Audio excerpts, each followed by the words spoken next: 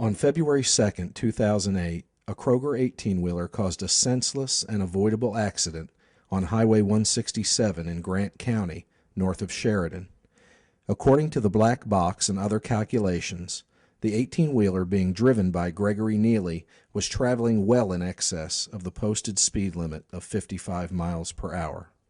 Grant County 911, where's your emergency? Is this 911? Yes, it is. They've had a wreck out here at 167 South. A motorcycle has been hit by a semi-tractor. I think it's going to be an injury. I'll call one. Do you have an emergency? Yes, there's a wreck out here at 167 South. Okay, is anybody hurt? Yes, the motorcycle rider's laying in the road, not moving. I remember there was a girl that I was seeing at the time, and I was going to go to Little Rock, and I stopped by her house, tell her I was going to go to Little Rock to take my kids out to lunch. After I left her house, I don't remember anything.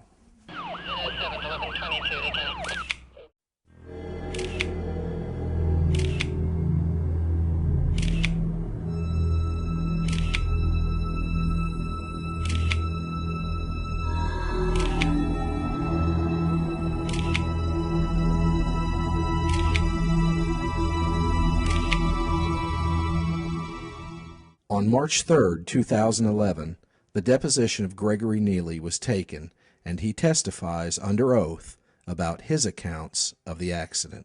When do you first see the motorcycle? I would have to say maybe about 5 or 10 miles after I left out of Fordyce. Is there anything reckless or careless or negligent, in your opinion, about the way he passed you? No.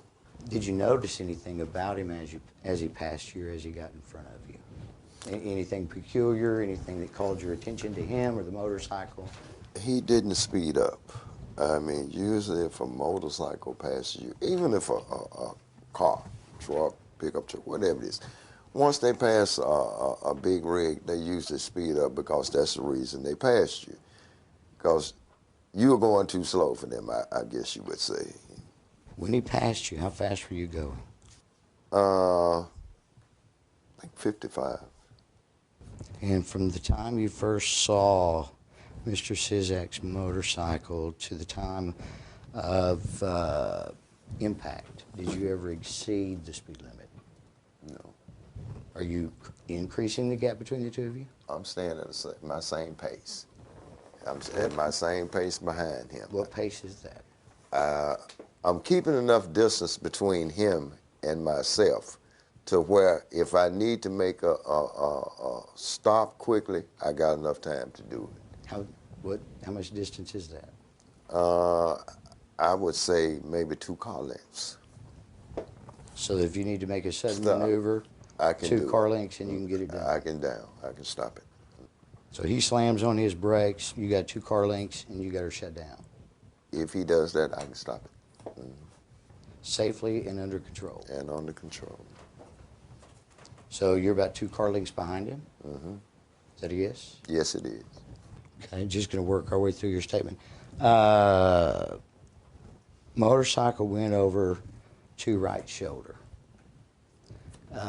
That's a pretty big shoulder there, isn't it?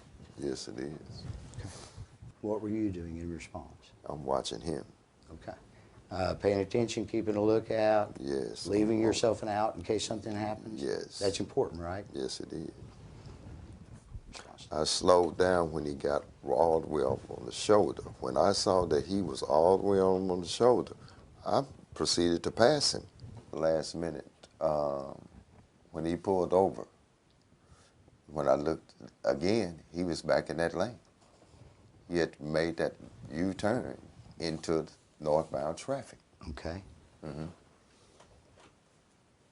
So when you looked again. Right. So at some point you looked away. Yes, because I thought this guy was going to make a right turn.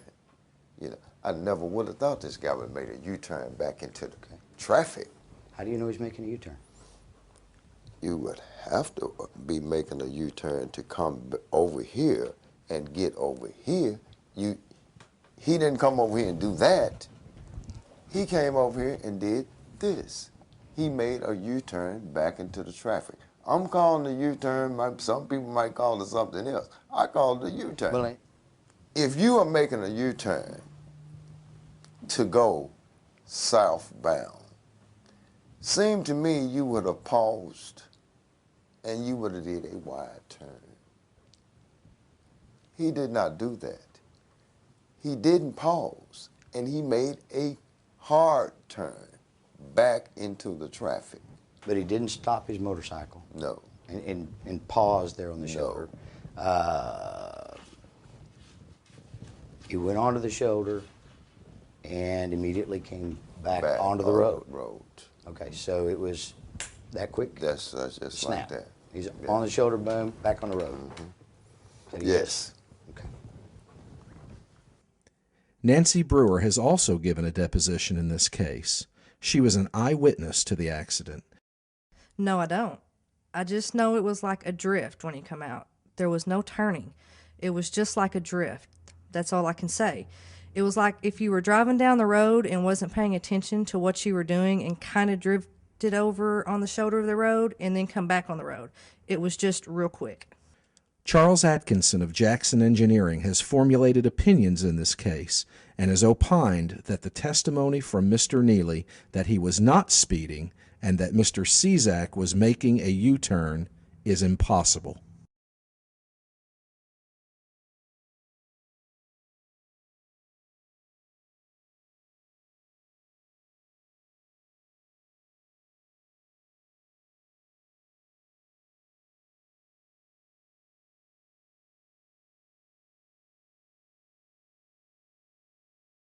Mr. Cizak was rushed to Baptist Medical Center in Little Rock, where he was treated for multiple injuries, and surgery was performed on his hand, leg, and spleen. I was supposed to meet my dad for lunch, me and my brother were, and he called earlier that day asking to meet an hour later than before. So we met an hour later, and he didn't show up, so when we called him, and he never answered, and then we found out he was in a wreck. My mom and grandma were calling hospitals around all in that area and found out he was in ICU in surgery. We rushed to the hospital to go see him. We had to wait there for like 3 hours before we could even get to see him. Baptist Health, I think, and having surgery for his moving all his organs back into place and trying to get him stable. When I was at Baptist Hospital, I don't remember much. I remember laying in bed, but I don't remember much at all. He spent a month in ICU at Baptist, and there he was just not himself, I guess, because of the medicine probably. But they worked on his memory there. They worked on a lot of brain things and worked on his leg, moving it, and therapy on the leg.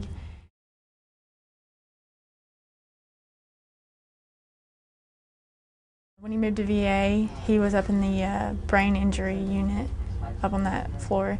And so I think they mainly just worked on memory things with him, did a lot of drills like that, trying to get him to do stuff. I think it was a couple months before he could even start to try to walk on it. He's really slow on it now. But it was mainly just brain and his leg that they worked with the most. And I understand I was in the VA for 9 months or 8 months or whatever. And I think I was there mainly because of my head injury, I think. I was part of the staff caring for him when he was moved to the VA's rehab unit. This person was alone in a city that he was not familiar with, had almost no short-term memory. His short-term memory was less than 2 minutes, and that's not an exaggeration. He also was not allowed to put any weight whatsoever on his left leg for over 6 months, and he was not allowed to put any weight on his left hand for, I think that was 3 to 4 months. He was getting physical therapy, occupational therapy, psychiatric treatment, and kinesiotherapy every day.